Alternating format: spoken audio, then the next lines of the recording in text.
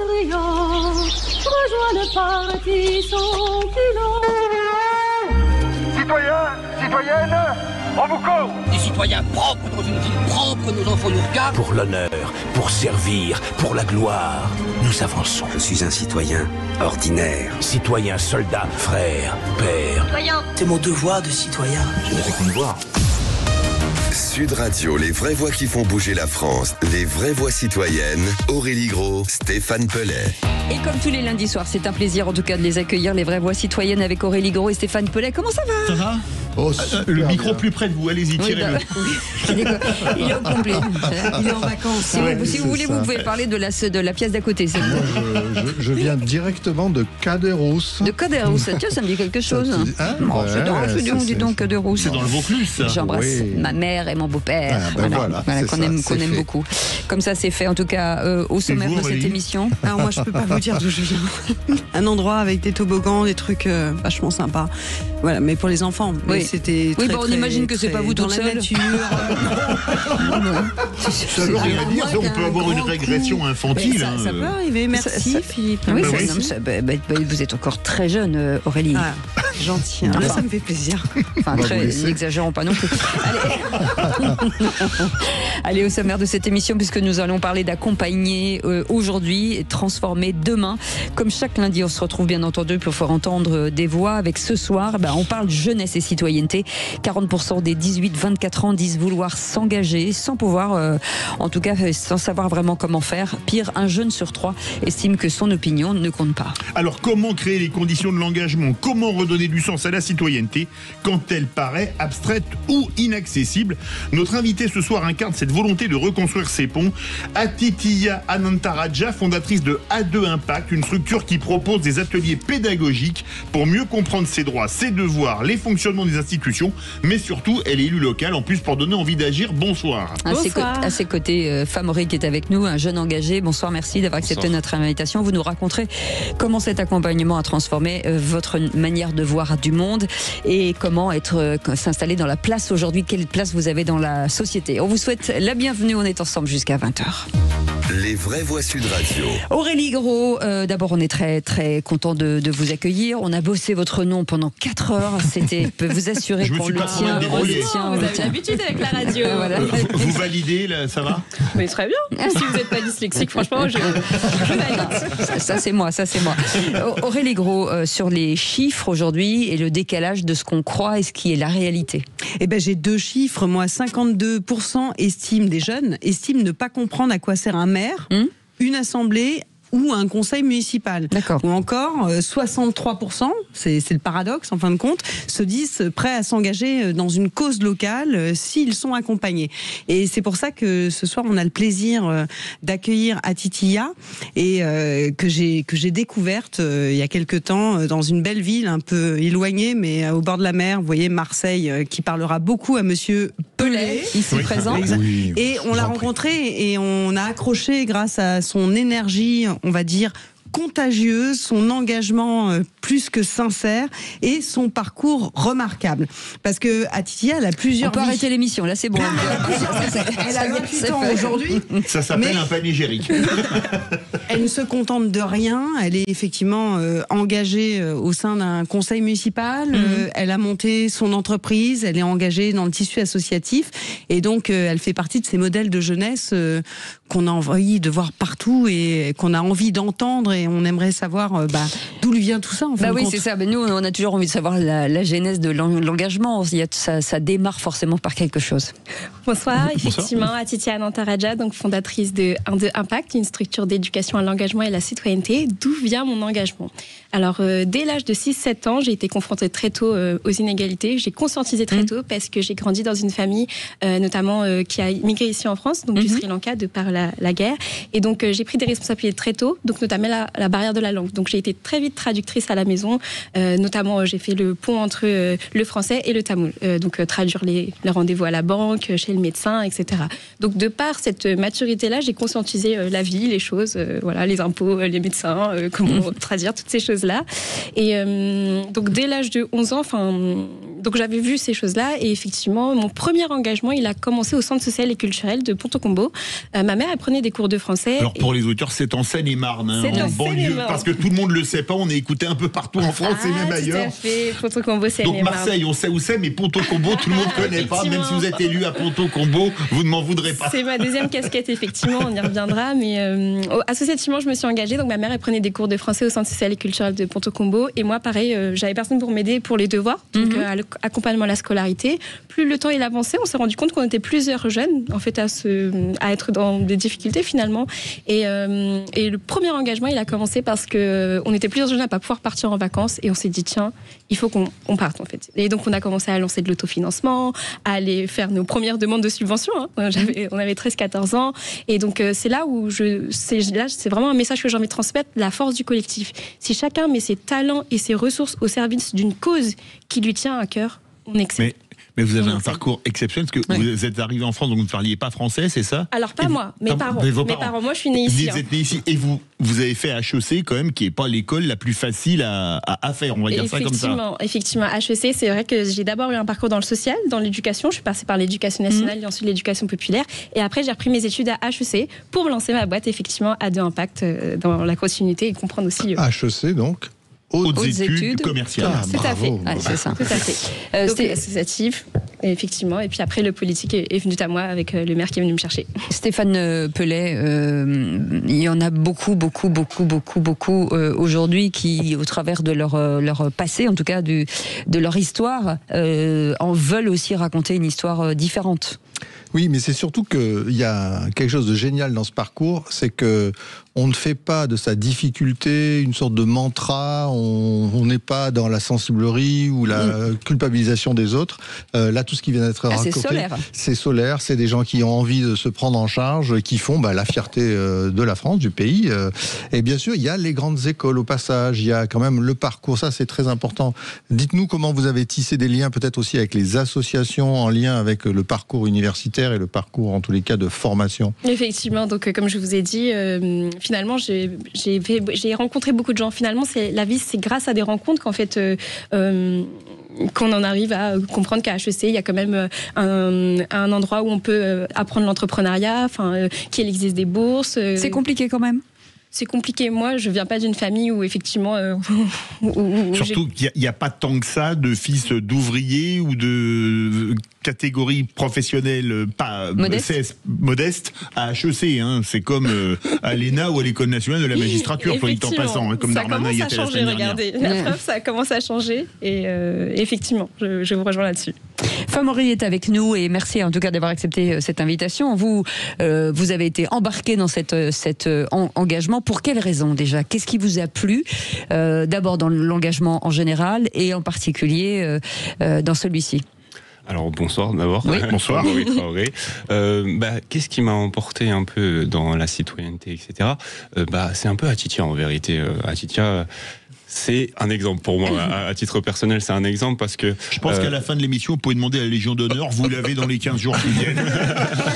Non, justement, c'est ça. C'est pas le critère. Mais oui, effectivement, pour le coup, elle le disait, c'est des rencontres qui amènent à l'engagement. Et moi, je faisais des choses, mais j'avais pas conscience que c'était de l'engagement, que j'étais un citoyen. Vous vous êtes rencontrés comment? Parce que vous venez pas de la même ville. Exactement. Vous venez d'où, vous? Alors moi, de base, je suis né à Évry, mais après j'ai eu un parcours en Sarthe, du côté du Mans. Ça c'est lié à votre taille, je crois. Exactement. Vous avez fait du basket? Non, malheureusement, j'ai pas fait de basket. Une très bonne équipe au Mans, c'est pour ça. Exactement, le MSB. J'étais le plus petit. Voilà, je fais 2 mètres, mais il y avait des 2m10 et des 2m15. C'est vrai que quand je vous ai croisé, je me suis senti moi tout petit. Vous mesurez 2 mètres? Oui, exactement. Et pourquoi vous m'en donnez pas? J'aimerais bien. On peut faire une greffe à la fin de l'émission si vous voulez. Il n'y a pas de souci. Je suis donateur. En fait, dans votre parcours, il fallait pour vous cet engagement. Pourquoi? Pour être utile, pour changer les mentalités. C'était quoi l'objectif? Si toutefois il y avait un objectif à part d'être touché par son prochain. Je pense qu'à un moment donné, on arrive à un âge où on arrive à conscientiser les choses et aussi on arrive à mettre des définitions sur les mots. C'est vrai qu'au collège, lycée, quand on me dit le mot citoyen, C'est un peu flou. C'est un peu flou. On nous apprend ça on en chante EMC. aux armes devant, quoi. Mais C'est ça. Et on nous apprend ça en EMC, parfois en histoire. Mais c'est assez flou. Et en plus de ça, on n'arrive pas à se l'approprier, ce mot-là, qui est assez complexe au départ, quand on est jeune, bien évidemment. Mais quand on fait des ateliers, par exemple, avec A2 Impact, avec Atitia, etc., ben là, on s'approprie un peu plus les mots. On s'approprie aussi le fait de faire des actions, qu'on prend conscience que mon action quotidienne, elle peut avoir un impact. C'est-à-dire que dans ma résidence d'étudiant, je peux avoir un impact. Et rien que cet impact-là... Être utile, en fait. Voilà, c'est ça, être utile. Avoir cet impact-là, c'est déjà important. Mais quand on voit les chiffres, 52% estiment que ne pas comprendre à quoi sert un maire, une assemblée, un conseil municipal. Dans votre association, vous faites cours de rattrapage aux cours d'instruction civique qui n'ont pas été assimilés ou qui ont été mal faits, je sais pas. On peut dire ainsi, c'est à travers des ateliers pédagogiques, en fait, ils sont tous acteurs. Ils prennent en fait une place pour le coup, parce que je suis persuadée que c'est en s'imprégnant en tout cas à travers des jeux de cartes où on peut comprendre en tout cas oui, les faut que ce soit ludique, qu'on comprenne bien, voilà, exactement. Donc effectivement c'est des ateliers qui durent 2 heures où on a des parcours citoyens sur le long terme, où en fait on a des simulations de conseil municipal d'enfants, on a des sujets donc ils choisissent des thématiques, donc par exemple ils choisissent, la dernière fois je me souviens c'était l'éducation, l'éducation, comment on fait pour faire apprendre à faire ses devoirs, comment on fait quand on n'a pas la possibilité de pouvoir faire des devoirs, et donc il faut qu'on aille chercher des professeurs qui puissent nous aider, donc à avoir des mentors. Et donc ça, c'est des idées qui naissent de ces ateliers-là. Allez, on fait une petite pause, on revient dans un instant avec nos 2 invités, et puis bien entendu, on parle d'engagement, mais aussi on espère à chaque fois qu'on fait une émission, elle soit inspirante, et qu'elle vous donne aussi l'envie de vous jeter dans la bataille, parce qu'il y a plein de gens qui nous écoutent aujourd'hui en disant je ne sais pas vers qui me tourner pour être utile. Donc voilà, de toute façon tous les numéros de téléphone seront à votre disposition, et on laissera avec Justine, comme on fait à chaque fois, les noms des associations, ce qui vous permettra en tout cas de les contacter de notre part. Allez, on fait une petite pause, on revient dans un instant. Et Stéphane Pellet et Aurélie Gros, qu'on est ravis d'accompagner en tout cas chaque lundi pour faire entendre les voix de celles et ceux qui font un travail sur le terrain, en tout cas un petit peu partout en France. Et aujourd'hui c'est Atitia qui est avec nous, c'est fondatrice de A2 Impact, très important avec Famori, sur comment expliquer à ceux qui n'y connaissent pas grand-chose finalement, comment travaillent les institutions, comment et vous le dites, certains ne savaient pas ce qu'était un maire, un conseil municipal, comment on arrive à vulgariser et à intéresser des publics qui se sont sortis pendant des années mis à l'écart de toutes ces institutions, et qu'il faut faire revenir en les intéressant et en les faisant ensuite participer. Je suis totalement d'accord. C'est vrai que la notion de citoyenneté, elle est abstraite aujourd'hui. On comprend qu'on a des droits et des devoirs, et en fait, là, à travers mes ateliers, j'offre un espace de parole, un espace d'écoute. On part de... Est-ce qu'il faut avoir un diplôme pour être citoyen ? Non, on fait beaucoup de débats, de mouvements. Famori a eu l'occasion de participer. Et donc rien que ça... Oui, mais comment vous allez les chercher, ces gens, avant de pouvoir leur parler ? À travers... donc j'interviens auprès des foyers jeunes travailleurs, soit des conseils municipaux d'enfants. J'ai divers publics. Donc effectivement, là je vais même former certains porteurs de projets qui ont rejoint des incubateurs. Parce qu'en fait, eux aussi, des adultes aussi, on m'a dit, mais les adultes aussi ont besoin des formations à Atitia, parce qu'on ne comprend pas en fait. On comprend qu'à la mairie, le département, la région, c'est trop difficile, comment on fait. Et surtout, parfois, certains n'osent pas demander, en fait. C'est ça. Et puis en France, c'est pas le millefeuille, mais le 10 millefeuille administratif, c'est bien connu. Et on parle souvent, et beaucoup en ce moment, de la crise de l'engagement. Et avec tout ce qui se passe, on va dire, comme modèle au niveau national, c'est vrai que l'engagement... C'est pas la meilleure période. C'est pas la meilleure période.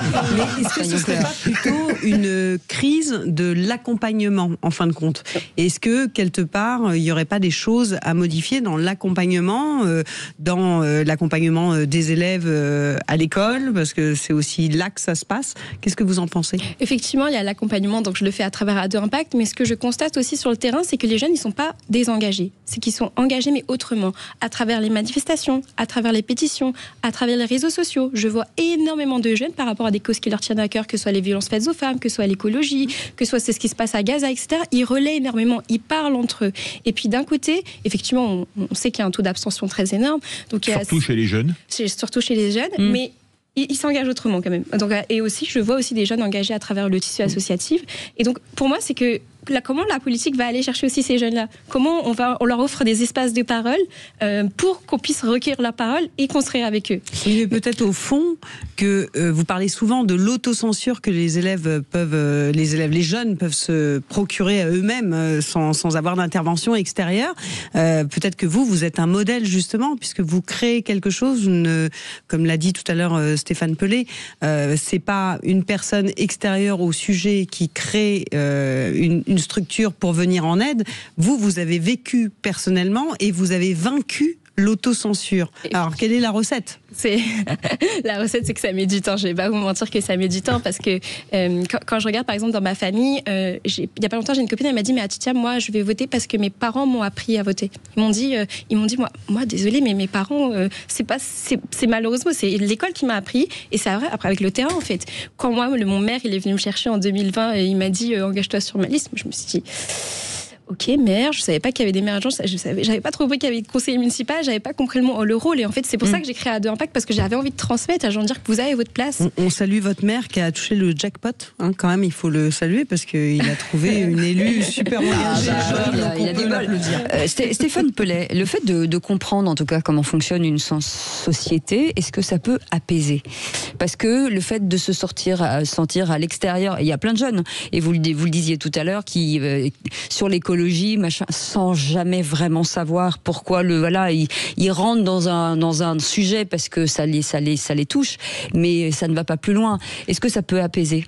Oui, je crois. Et puis surtout, il faut comprendre que c'est une sorte de citoyenneté mondiale. C'est-à-dire que quand on regarde beaucoup de pays, les États-Unis ou d'autres pays comme ça, même en Asie, on voit beaucoup de parcours de gens très diversifiés, de toutes sortes d'origines, et on ne comprend pas souvent pourquoi la France reste relativement bloquée avec son système très centralisé, ses grandes écoles, ses classes prépa, enfin, cette fameuse élite républicaine. Alors certes, elle est républicaine, mais elle reste très élitiste. Et je pense que ce qui est en train d'être raconté, je regarde Famori, je lui dis, est-ce que vous n'avez pas justement changé quand vous avez compris que les leaders qu'on vous montrait, c'était des gens exactement comme vous, qui venaient des mêmes parcours désormais, que ce soit Alexandre Pasteur à Marseille, que ce soit Atitia à Ponto-Combo. C'est cette génération qui transforme les choses, ça ne descend plus d'en haut, quoi.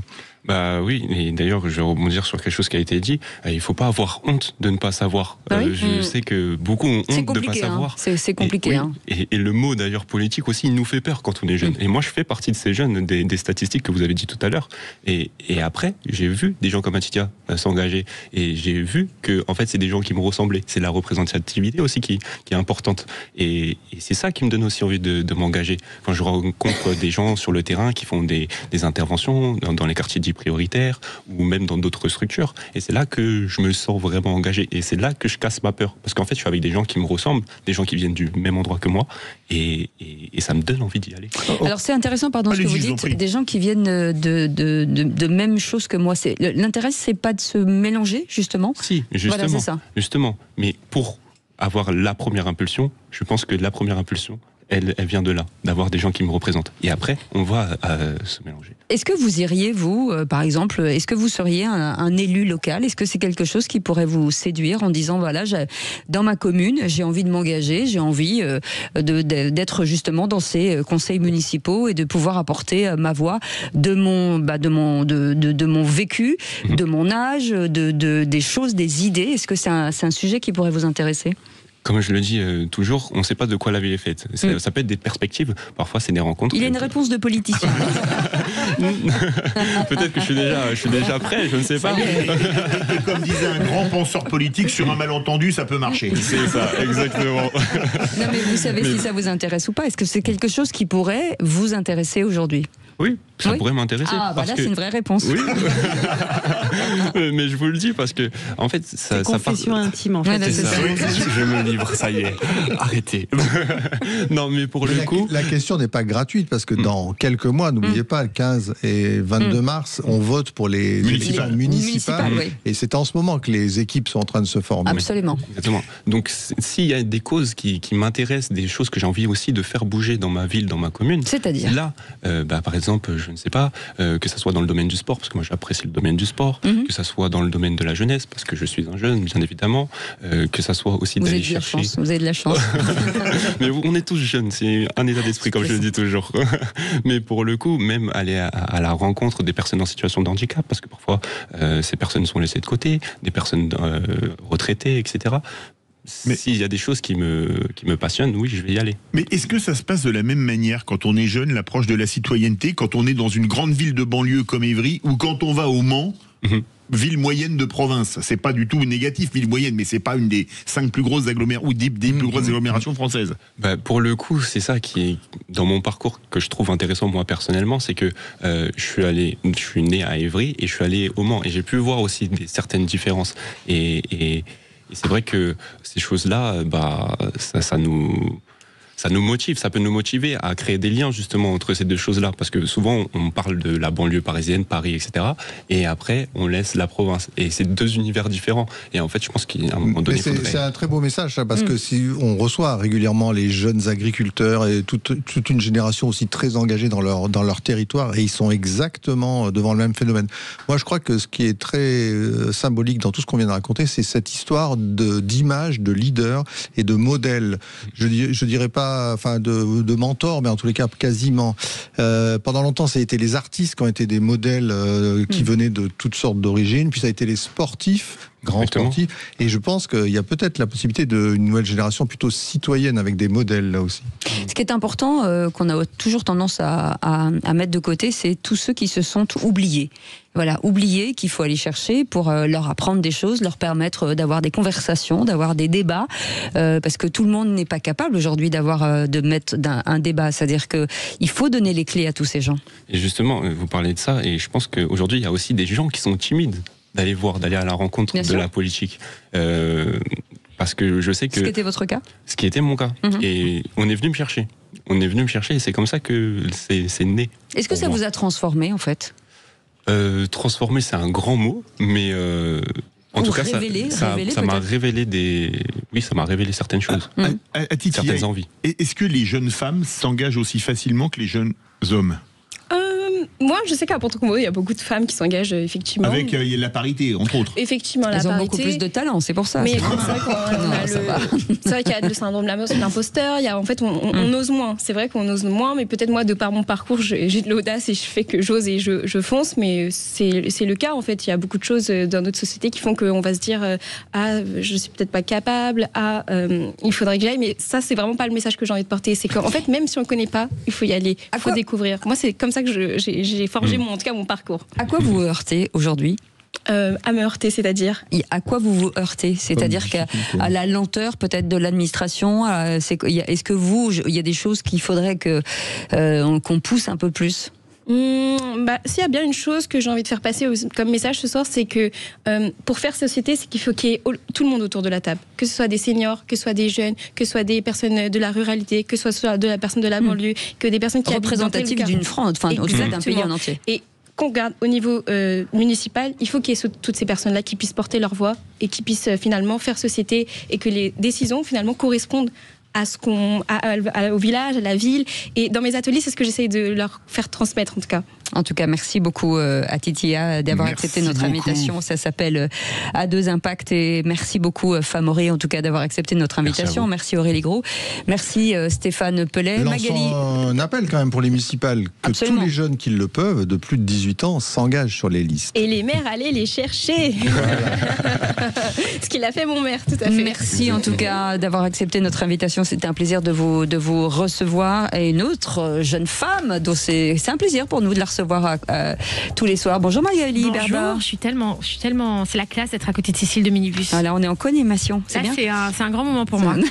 Je suis très fière. Par contre, j'ai un micro qui fait 2 mètres de haut. Ouais, c'est à peu près ma taille. Dans un instant, on vit pas dans la même France, comme tous les jours entre 20h et 21h. C'est du débat.